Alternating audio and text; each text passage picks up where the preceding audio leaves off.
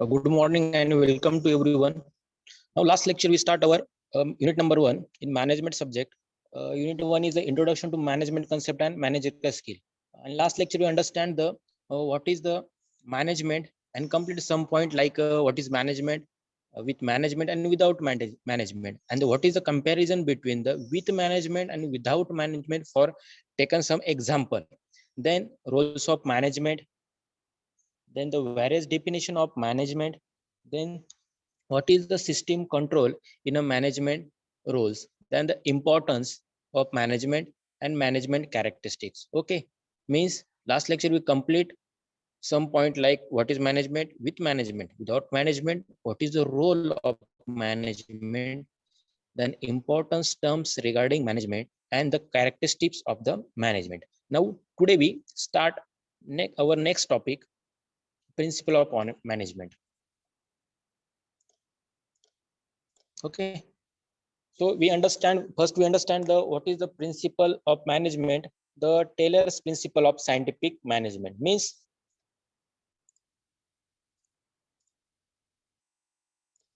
the Taylor is regarded as a father of scientific management. His principle of scientific management are given below. Suppose they are given a different types of principle for the how to establish the management in any industrial. Okay, so we start the one by one and discuss the one by one principles. First principle of the scientific management is a science, not rules of thumbs.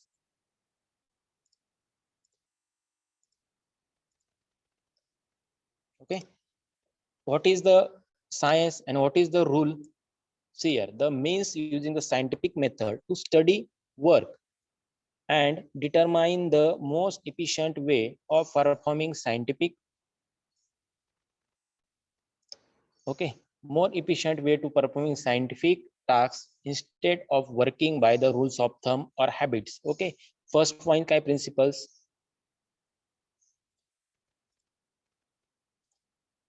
Science and not rule of thumb. Suppose आपण पुढे जसं concept of management means the planning is an activity which define the step. Which step? Like after planning, organizing, okay, stepping, directing and controlling. Okay, last lecture we discussed what is the concept of management, and they are given a different criteria of concept. For example, first we planning, then organizing, stepping, directing and controlling. Suppose आपण बघितलं की industry आपण install करतोय, एखादा plant आपल्याला install करायचा असेल, कोणती पण ऑर्गनायझेशन असेल, फर्स्ट थिंग काय असते? प्लॅनिंग. त्या गोष्टीची आपण प्लॅनिंग केली गेली पाहिजे. Most important planning.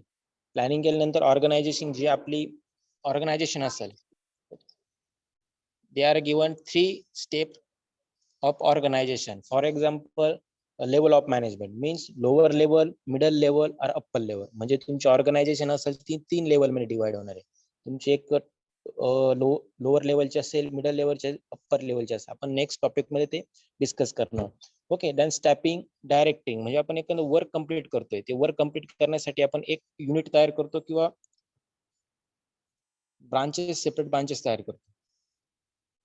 ओके, त्याच्या रिगार्डिंग असणारे स्टॅपिंग अँड डायरेक्टिंग. आपण जो प्रोडक्टचं प्रोडक्शन स्टार्ट केलेलं आहे, सपोज पिस्टन रिंग्स असेल किंवा गाडीचा कोणताही पार्ट असेल, ओके, ते स्टार्ट बॅटरी असू शकते, कोणताही पार्ट असू शकतो, प्लग्स असू शकतात, तो स्टार्ट केलाय तर आपल्याला त्याला प्लॅनिंग करावं लागतं. फर्स्ट डिझाईन असेल, त्यानंतर आपल्याला एक ऑर्गनायझेशन त्याला इस्टॅब्लिश करावं लागते, त्याला एक डायरेक्शन असतं की प्रत्येक वर्क कम्प्लीट असताना त्याला एक लाईन असेल, असेंबली लाईन असेल किंवा प्रोडक्शन लाईन असेल, त्याला आपण directing and controlling. The most important things is controlling. The controlling करण्यासाठी सपोज सुपरवायझर असेल, प्लांट हेड असेल, जनरल मॅनेजर असेल, यांचं वर्क काय असतं?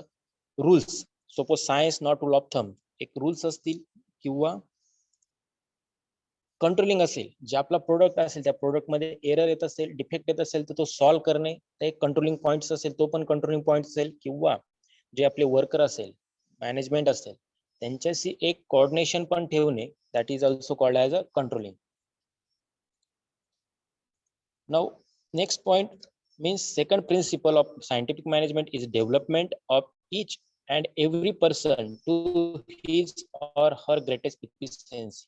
Okay, employees should be scientifically selected and placed depending upon their skills, capability, and aptitudes. They should be provided proper training to learn the best method of doing a job.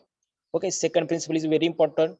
What is the development of each and every person? Suppose they are given different types of person. For example, you workers, supervisor. Okay, आपण जर बघितलं की different types कंपनीमध्ये different types of departments असतील. प्रत्येक डिपार्टमेंटचं work वेगळं असेल, प्रत्येक पर्सनचं वर्क हे वेगळं असेल, प्रत्येक पर्सन मध्ये स्किल ही वेगवेगळे असेल, कॅपॅबिलिटी ही डिफरंट असेल. ओके, तर मग कंपनीमध्ये वर्क करत असताना तुम्ही बघितलं की कंपनीमध्ये जर आपल्याला तिथे प्लेस व्हायचं असेल तर त्यासाठी काही क्रायटेरिया असतो. क्रायटेरिया नंतर ते आपले स्किल पण चेक करता, आपली कॅपॅबिलिटी असेल, त्याच्यानंतर आपल्यासाठी काही टेस्ट होऊ शकता फॉर एक्झाम्पल. ओके, त्याच्यानंतर जे पण पर्सन असतो कंपनीमध्ये, तो कंपनीमध्ये गेल्यानंतर त्याला प्रॉपर ट्रेनिंग दिली जाते. काही मंथची ट्रेनिंग दिली जातं. ट्रेनिंग दिल्यानंतर okay, for example training engineer म्हणून वर्क करू शकतो. ट्रेनिंग इंजिनियर केल्यानंतर त्याच्यामध्ये जे स्किल असतील, त्याची कॅपॅबिलिटी असेल आणि ऍप्टिट्यूड असेल, त्याच्यामध्ये त्यांनी डेव्हलपमेंट केली आहे. सपोज एखादं वर्क असेल, सपोज तुम्ही सुपरवायझर म्हणून कंपनीमध्ये वर्क केलं, डिप्लोमा कम्प्लीट झाला, तुम्ही कंपनीमध्ये सपोज प्लेस झाले, प्रोडक्शन लाईनला तुम्ही सुपरवायझर म्हणून वर्क करताय. सपोज तुमच्या अंडर 40 वर्कर्स असतील, तर त्या 40 वर्कर मध्ये प्रत्येक वर्कर मध्ये हे डिफरंट टाइप्स ऑफ स्किल असणार. तर प्रत्येक वर्गामध्ये कोणतं स्किल आपण अंडरस्टँड केलं पाहिजे सुपरवायझरने. ओके, आणि त्याच्यामध्ये एखादा वर्कर असेल की ट्रेनिंग कम्प्लीट केल्यानंतर पण त्याच्याकडून एखाद्या प्रोडक्ट मध्ये डिफेक्ट येत असेल त्या मशीनवर, तर त्याच्याकडून ते इम्प्रुव्हमेंट कसं करून घेणार, ते वर्क कोणाचं असेल, सुपरवायझरचं असेल. ओके, आणि त्या पर्सन मध्ये डेव्हलपमेंट कशी केली गेली पाहिजे, त्याला अजून त्याच्यामध्ये जी इफिशियन्सी ती कशी इन्क्रीज केली पाहिजे, ओके, ते चेक करणं हे सुपरवायझरचं work. That is the second point, से development of each and every person to his or her greatest efficiency. Okay, then third, harmony means not discord, means harmony means susamvad, means coordination. Harmony means there should be complete the agreement on ideas and opinion between the worker and management. Okay, means difference in opinion will be lead to conflict. Suppose कंपनीमध्ये work करत असताना आपण एक product, suppose R&D department असेल, त्याचं research डेव्हलपमेंटचं work असतं की प्रत्येक इयरला 6 मंथला त्यांचं वर्क असतं की अपडेशन क्रिएट करणे किंवा अपडेशन आणणे प्रत्येक प्रोडक्ट मध्ये. मग ते कार्स मध्ये असेल, कोणत्या पार्ट्स मध्ये असू शकतं. Okay,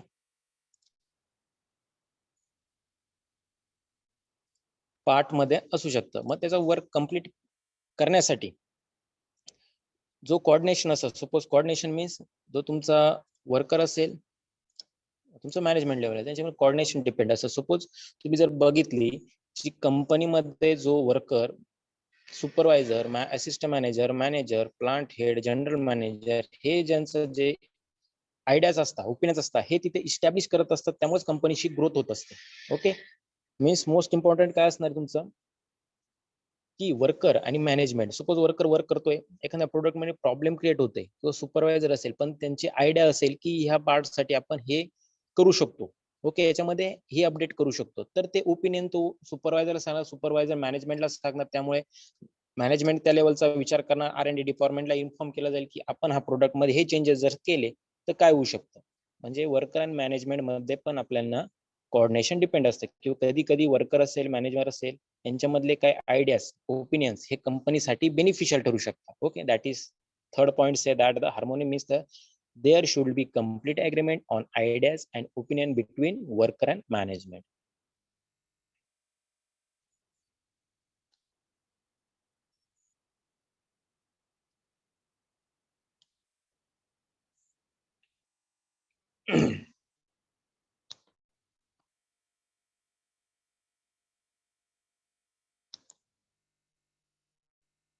Now next principle, cooperation and not individualizations, means they lays stress on mutual cooperation between worker and the management. Cooperation, mutual confidence, sense of goodwill.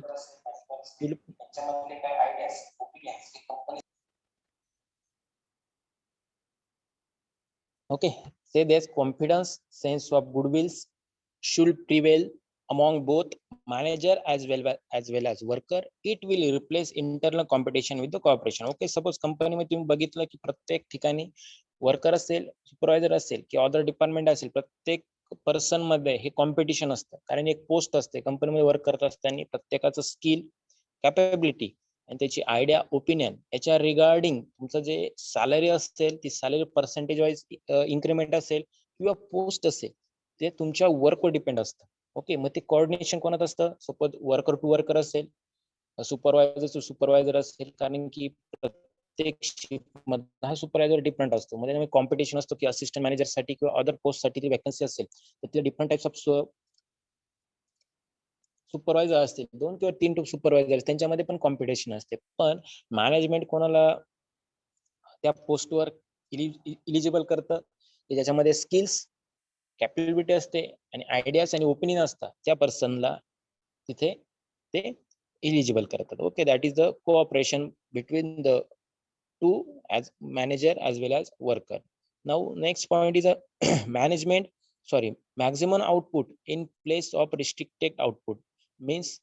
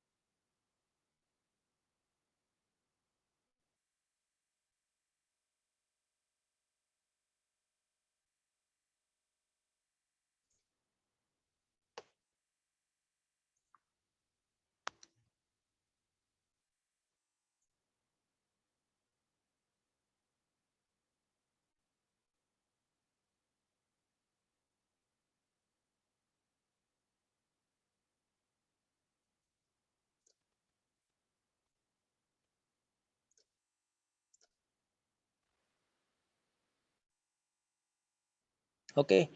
Now our fifth point is a principle of management is maximum output in place of restricted output by maximizing the production efficiency, the earning of employees and employees will also increase. Okay, जर आपण बघितलं की maximum output कंपनीमध्ये प्रत्येक प्रोडक्टचा company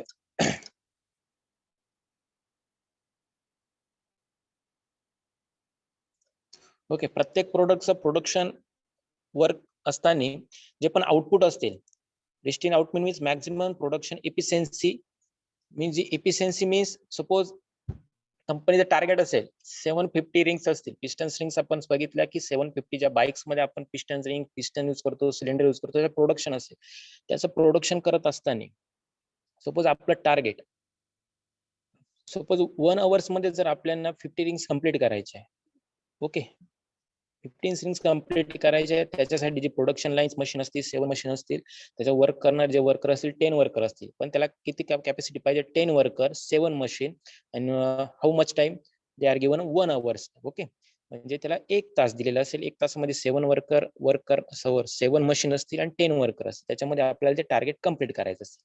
okay, ते target complete करण्यासाठी हा criteria आपल्याला तिथे गरजेचा आहे, बट तेव्हाच आपली जी इफिशियन्सी असेल, प्रोडक्शन रेट असेल हा इन्क्रीज होणार. बट जर तिथे जर 5 मशीन असतील, सपोज 7च वर्कर असतील, तर जे आपलं टार्गेट आहे 50 रिंग्स हे कम्प्लीट होणार नाही, म्हणजे जो आपला आउटपुट असेल तो आउटपुट आपल्याला मिळणार नाही. त्यासाठी आपले जे एम्प्लॉय असतील, मशीन पॉवर असेल, आपल्याला ते इन्क्रीज केली पाहिजे. Okay, now next point is a financial incentives means according to the principle the wages paid should be as per performance of the worker, and efficient worker should be paid more than any efficient worker. This will be motivate the worker to become more efficient.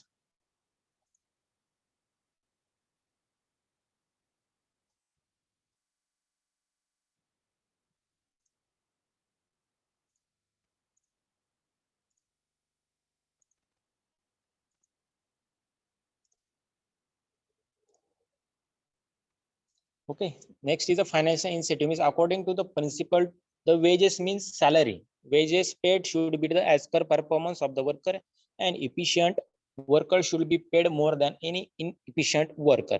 This will be motivate the worker to become the more efficient. म्हणजे financial incentive means suppose आपण plant start केले, आपल्याकडे जो material raw material जे आपला stock असेल, okay, तो raw material stock तिथे अवेलेबल पाहिजे.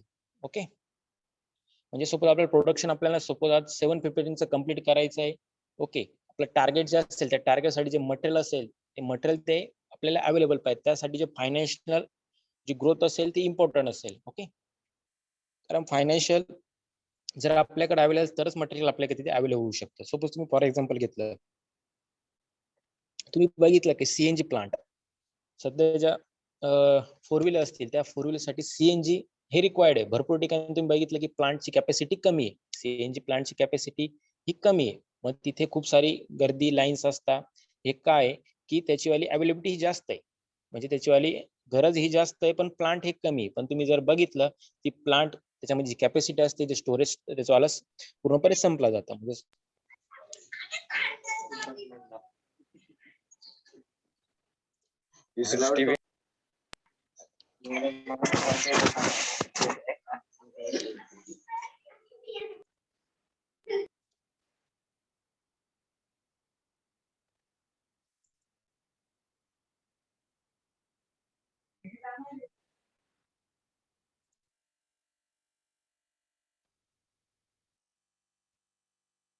ओके, जे प्लांट्स असतील त्या प्लांट्स साठी जी कॅपॅसिटी असते ती कॅपॅसिटी कमी असते, त्या प्लांटची पण रिक्वायरमेंट जास्त असते. त्यामुळे त्याचं काय असतं, हे स्टोरेज कमी असतं, मीन्स फायनान्शियल इन्सेंटिव्ह असतं. Okay, now this is the our some points of principle of scientific management. First is a science, not rule of thumbs. Development of each and every person to his or her greatest efficiency. Harmony, cooperation means cooperation between two person, manager as well as worker. Then maximum output for the employed to employed will be increases. The financial incentive means to motivate the worker to become the more efficient. Now next point,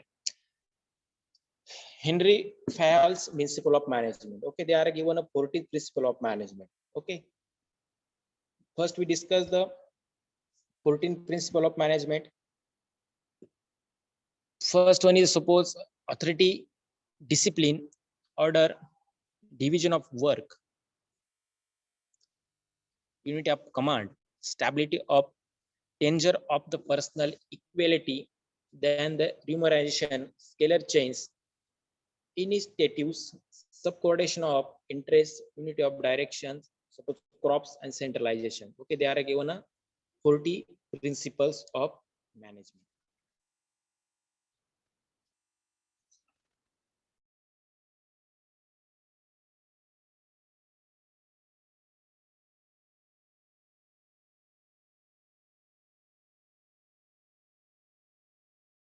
Now we start our first principle. They are given a 40 principle. Suppose division of work.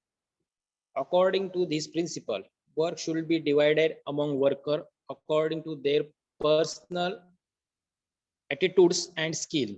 Division of work lead to specialization which is necessary for efficient utilization of labors.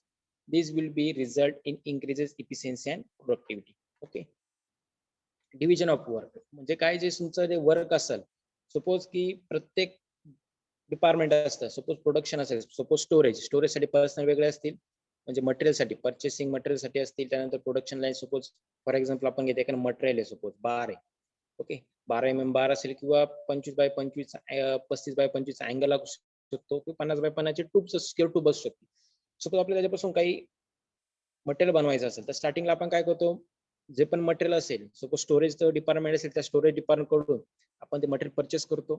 Purchase केल्यानंतर त्या मटेरियलची suppose एक line ठरलेली असते. First जो person असतो त्याच्याकडे cutting machine असेल, तो मटेरियल कट करतो, मेजरमेंट घेऊन तो मटेरियल कट करतो. म्हणजे एक डिव्हिजन ऑफ वर्क म्हणजे पहिलं वर्क कंप्लीट झालं. सेकंड वर्क असतो, सपोज त्याच्यामध्ये काय आता आपल्याला ड्रिलिंग करायचं असेल त्या पाईप मध्ये, तो सेकंड जो असतो तो ड्रिलिंग करतो. थर्ड जो पर्सन असतो ड्रिलिंग केल्यानंतर सपोज त्याच्यामध्ये काही क्रॉस कट असतील, 45 असेल, 60चा अँगल, तो त्याची कटिंग करतो. त्याच्यानंतर पुढचा जो पर्सन असतो त्या पार्टला वेल्डिंग करतो. वेल्डिंग केल्यानंतर different types of part welding केलेले असतात, ते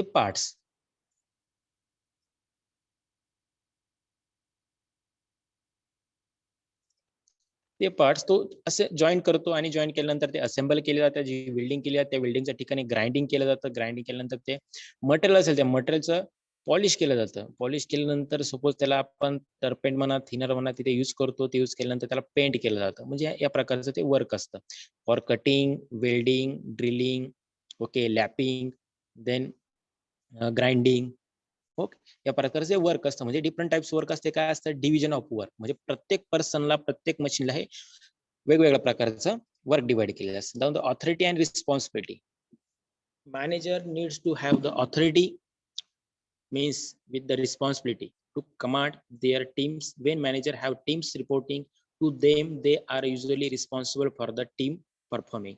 And the authorities and responsibility should go hand in the hand and must be related to one to another. Means any executive can do justify justice to his responsibility only when has authority. Responsibility without the authority and vice versa is a meaningless. Suppose authority and responsibility. Worker असेल, वर्करच्या जो वर्करला जो handle करतो तो असतो supervisors. Okay, वर्करला handle करतो असतो तो supervisor. सुपरवायझरला काही मॅनेजमेंट असतं, मॅनेजमेंट कडून काही अथॉरिटी प्रोव्हाइड केलेली असते की जे वर्कर असेल, प्रोडक्शन लाईनचा जो मॅनेजर असेल, परचेस डिपार्टमेंटचा असेल किंवा अदर डिपार्टमेंटचा जो सुपरवायझर किंवा मॅनेजर असेल, त्याला मॅनेजमेंट कडून काही रिस्पॉन्सिबिलिटी प्रोव्हाइड केलेली असते किंवा ऑथॉरिटी असते. मीन्स अधिकार, त्याला काय अधिकार ते प्रोव्हाइड केलेले असतात की प्रोडक्शन लाईन सोबत वर्कर मध्ये प्रॉब्लेम असेल, वर्क करताना त्याच्याकडून प्रॉब्लेम क्रिएट होत असेल किंवा त्यांच्यामध्ये कोऑर्डिनेशन असेल, तर ते हँडल करण्याचा आणि त्यांना डिबार पण करण्याचा काही ऑथॉरिटी ह्या सुपरवायझरला आणि मॅनेजरला ह्या मॅनेजमेंट कडून प्रोव्हाइड केलेले असते. Okay, that is authority and responsibility. Authority कोणाकडे असते? Supervisor, suppose assistant manager, manager, plant head, okay, किंवा डिपार्टमेंट हेड, यांच्याकडे ती authority and responsibility required asते. Now the discipline is absolutely necessary for the efficient functioning of all section of any organization. Discipline is described as a respect of agreement that are directed at achieving applications and the respect. Suppose discipline तुम्ही जर बघितलं, organisation असेल, आपली education organisation असेल किंवा company organisation असेल, तिथे suppose आपण पहिला बघितलं डिव्हिजन ऑफ वर्क. प्रत्येक वर्कसाठी डिव्हिजन आपल्या डिफरंट टाइप्स ऑफ ब्रांच असतील, क्लासरूम असतील, ओके, सब्जेक्टच्या डिफरंट लॅब्स असतील, म्हणजे डिव्हिजन ऑफ वर्क असेल. त्याने अथॉरिटी अँड रिस्पॉन्सिबिलिटी. सपोज प्रत्येक स्टाफ असेल, एचओडी असेल, प्रिन्सिपल सर असेल, हे प्रत्येक मॅनेजमेंट यांना एक अथॉरिटी आणि एक रिस्पॉन्सिबिलिटी डिवाइड केली असते. Okay, than discipline. तुम्ही डिसिप्लिन एज्युकेशन इन्स्टिट्यूट मध्ये बघा किंवा कंपनीमध्ये बघा, डिसिप्लिन हे रिक्वायर्ड आहे. डिसिप्लिन नसेल तर तिथे कोणत्याही गोष्टीचा आपण काय म्हणू शकतो, एक ग्रोथ, ही ग्रोथ तिथे इस्टॅब्लिश होत नाही किंवा इन्क्रीज होत नाही. मग डिसिप्लिन कंपनीमध्ये डिसिप्लिन जसं की लाईन वर्क करत असेल, त्यांचं एक इन टाइम असेल, आउट टाइम असेल, टार्गेट असेल किंवा डिसिप्लिन असेल की कोणत्या मशीनवर कोणतं वर्क केलं पाहिजे, हे डिसिप्लिन्स असतील. ओके, ते रिक्वायर्ड आणि गरजेचं असतात. Third point is discipline. The unity of command means principle related to functioning of personnel according to the principle, an employee should be receive order and instruction from one supervisor only.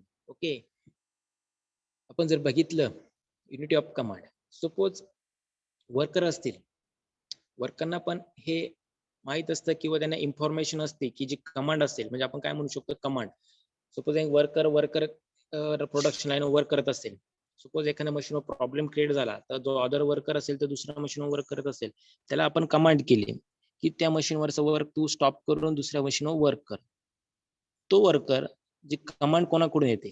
Supervisor कडून. Suppose supervisor कडून instruction असतील तर तो worker ते command follow करतो. पण जर other person जर असेल, त्याच्याकडे ऑथॉरिटी नसेल, कमांड युनिट ऑफ म्हणजे कमांड देण्याची किंवा इन्स्ट्रक्शन देण्याची ऑथॉरिटी असेल, तर ती वर्कर ती कमांड त्याची फॉलो करत नाही. Okay, that is a unit of command. मग जी कमांड असेल, ऑथॉरिटी असेल, ती सुपरवायझरला असते की प्रोडक्शन लाईनवर कोणता पर्सनला कुठे वर्क देणे डिवाइड करायचं असेल किंवा मशीनचा काही प्रॉब्लेम असेल, ते इन्स्ट्रक्शन हे सुपरवायझर हा फॉलो करत असतो. Means for the principle useful avoid the confusion, mistake and delay of. कशासाठी असतात कमांड, डायरेक्शन कशासाठी असतात की जी वर्करचं कन्फ्युजन असेल, ज्या मशीनवर मिस्टेक असतील, हे अवॉइड करण्यासाठी.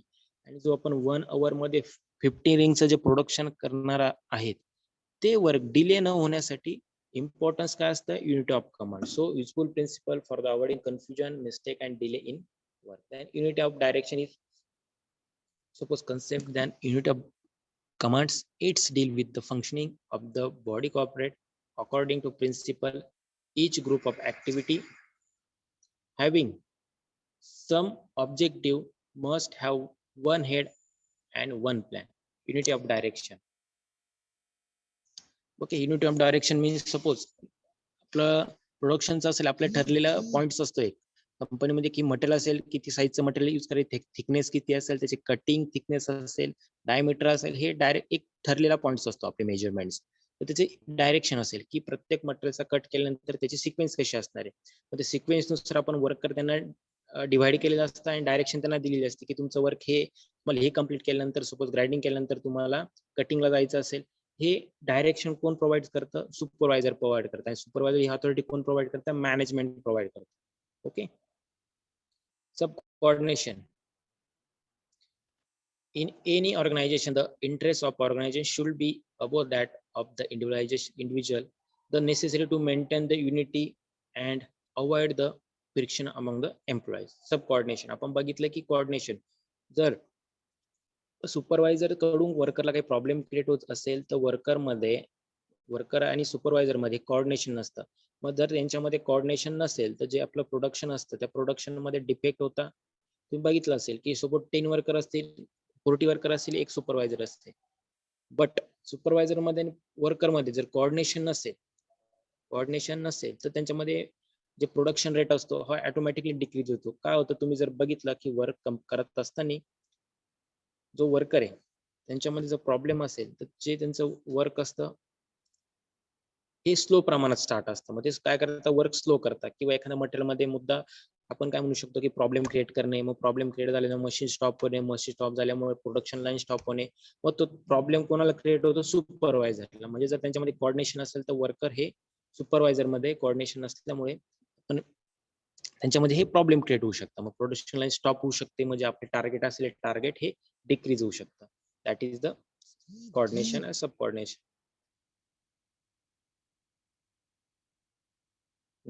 Next point is remuneration is the price paid by the organization to its employed for the service.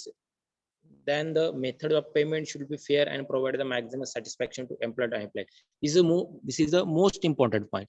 Suppose तुम्ही कंपनी में बघितलं वर्क करत असताना, सपोज तुम्ही स्टार्टिंग केली कंपनीमध्ये, कंपनीची सॅलरी प्रोव्हाइड केली, तुम्ही त्या सॅलरीवर वर्क कम्प्लीट केलं, बट त्या 10 मेंबर मध्ये तुमचं वर्क हे जर फास्ट असेल, तुमची ग्रोथ ही ऑलवेज इन्क्रीज होत असेल, तुमची इफिशियन्सी बी हायर असेल, तुमची कॅपॅबिलिटी आयडियाज तुमच्या जर कंपनी फायदेशीर बेनिफिट होत असेल तर कंपनी ऑटोमॅटिकली तुम्हाला ती वेजेस म्हणजे जी सॅलरी त्या प्रमाणात सॅलरी प्रोव्हाइड करते. बट तुम्ही जर कधी कधी बघितलं की वर्कर असेल, सुपरवायझर असेल किंवा मॅनेजर असेल, त्यांचं work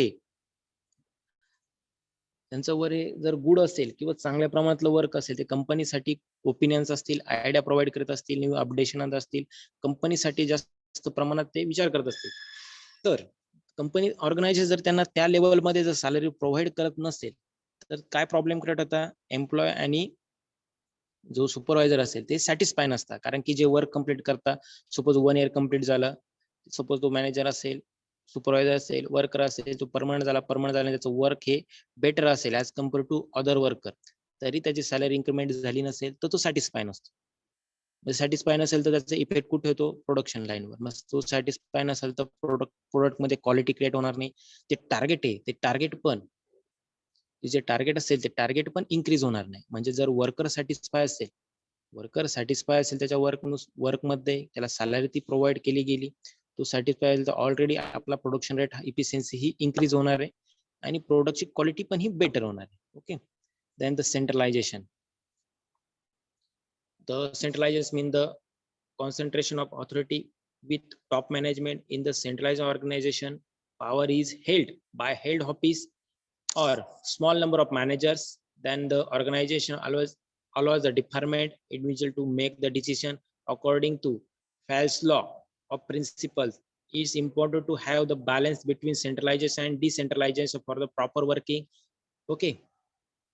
Centralization means there are given 3 stages of centralization. For example, lower level, middle level, upper level. Lower level means lower level मध्ये कोण कोण येणार आहे? तुमचे वर्कर्स ते लोअर लेवल मध्ये येणार. मिडल लेवल मध्ये कोण कोण असणार आहे? मिडल लेवल मॅनेजमेंट कोण असणार आहे? Supervisor, assistant manager. Okay, that is then plant head, that is your middle level management. Upper level कोण आहे? तुमची जी बॉडी असेल, फॉर एक्झाम्पल तुमचा सीओ असेल किंवा जनरल मॅनेजर असेल किंवा प्लांट हेड असेल किंवा जी कंपनीचा जो ओनर असेल तो तुमचा अप्पर लेवल मॅनेजमेंट असतं. मध्ये सेंट्रलायझेशन, सपोज लोअर लेवलसाठी, मिडल लेवलसाठी, अप्पर लेवलसाठी. ओके, म्हणजे सीईओ असेल, मॅनेजर असेल आणि वर्कर असेल यांच्यासाठी प्रत्येक डायरेक्शन किंवा जे ऑथॉरिटीज ह्या वेगवेगळ्या डिवाइड केलेल्या असतात. Means small number of manager, म्हणजे प्रत्येक डिपार्टमेंटचा हा मॅनेजर वेगळा असतो, त्याला ऑथॉरिटी ह्या डिफरंट असतात. Okay, they are given a centralization and decentralization. Means काही ऑथॉरिटी ऑर्गनायझेशन मॅनेजरला प्रोव्हाइड करतात आणि मॅनेजर ह्या सुपरवायझरला प्रोव्हाइड करत असतो, सुपरवायझर ह्या इन्स्ट्रक्शन वर्करला प्रोव्हाइड करत असतो. Okay, that is the centralization. Okay, they are given a different types of 40 principle. We complete the 8 principles. First one, division